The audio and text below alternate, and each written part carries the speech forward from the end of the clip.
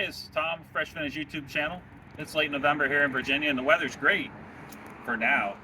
But when you're dressed like this, you don't want this thing breaking down. So we're going to give you some winter car care tips so that when you're out in full George Costanza poofy coat mode, this thing isn't breaking down on you, because that's the last place you want to be. Stay tuned. We'll be right back.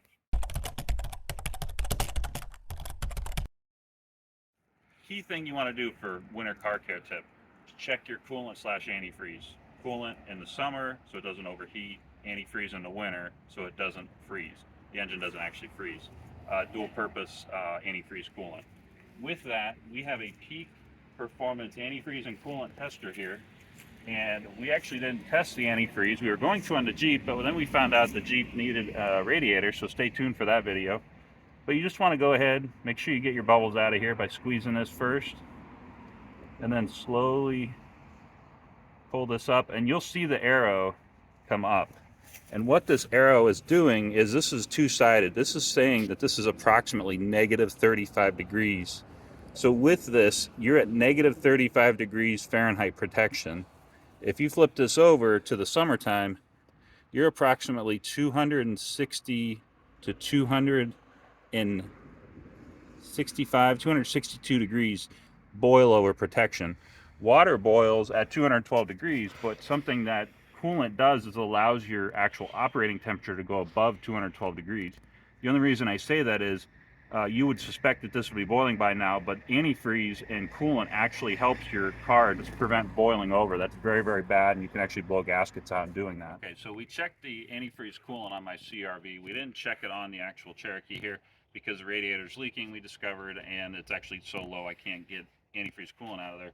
Something else, the flip side of this is you want to check your car's overflow bottle. Every car on the road has an overflow bottle, and what this is as your car is cold, your antifreeze is a tiny bit smaller, and as your engine heats up, it's naturally going to get a little bit larger. Well, the idea behind coolant and antifreeze is that in case it boils over, it actually will push into this bottle. And conversely, if you have extra fluid in here, extra antifreeze coolant, and it comes back down in when the engine cools off. With that, in any normal operating coolant system, you're going to have a high and a low. So you want to pay attention to make sure you're somewhere between these two marks. With that, if you're above that mark, you may have a problem with your car. If you're below that mark, in the case of my Jeep here, you may have a leak, or it might be consuming the antifreeze somewhere. Okay, another quick example here, 2016 Subaru Forester. This was just driven. It's maybe been off for about 10 minutes. And when you look here, you can actually see that the antifreeze has expanded a little bit, and this is actually at the full line. So if this car were to sit here and cool off to bone cold, it would actually pull some of that back into the cooling system, and that's a natural rhythm, like up and down flow of antifreeze coolant. And now we're going to talk about proper tire inflation and tread depth. There's a sticker in your car. I like to put mine a little bit higher, but it recommends 30 and 29 on the rear. So, and this is inside the driver's side door.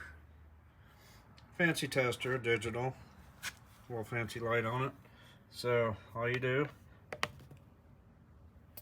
press up, and 33 psi. So pencil style tire pressure gauge, and you do the same, so it's reading the same. I recommend checking the tread depth of your tires also. Minimum is 2 30-seconds or 3 30-seconds, and that's pretty low. So mine is about 5 or 6 30-seconds. That's about the minimum. Another important thing to check for winter is wiper blades. Most cars have the frame style, which works well in spring and summer and fall, but when winter comes and you're driving through snow, the snow likes to pack in these frames and basically render the wiper blades useless. So you have to pull over, get the snow out or the ice. What we recommend is replacing them with winter wiper blades. As you can see here, There's no exposed frame. There's this coating that helps keep snow from sticking, and the blades are thick. One more thing to check on your wiper blades. Now these are brand new wiper blades, so it doesn't really show you what you need to look for, but look for tears at either end, and make sure that the old rubber is not folded over or torn in the middle. You can pull it a little bit and some will be split right here. If they are, get them replaced. I'll show you how to test and charge your battery. For this, we're using a Top Don TB6000 Pro.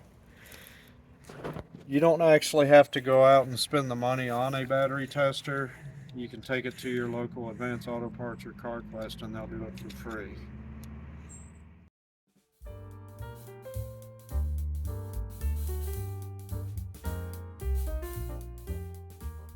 Okay, so what we have here, we're actually charging right now. You can see 1.7 amps, and I think that just said 12.7 volts. But if you look at the app, we're going to show you the app here, but it's actually on the left-hand side of the screen. The app actually stepped up little by little to the right amount of wattage, so it automatically determines. In this case, it's at 3 amps right now, and it automatically shows and goes up to and then stops at the appropriate wattage to get your battery topped up. Okay, one other thing you want to check is you don't want it to be 10 degrees outside and you find out that you're not getting defrost. So if you have your car on defrost, whether defrost in the floor or just straight defrost, just go ahead and put it on. Make sure you have air coming out of here, because come winter you don't want to find out that your defrost doesn't work and your window's going to be all fogged up. Okay, 2 more obvious things and then we're done here, folks. I got this one clearance for $2, but make sure you get one even if you pay full price. Not responsible to not have one of these in the dead of winter. And also spend 5 minutes with a friend. Make sure your lights work. Too many people are driving around without good working lights.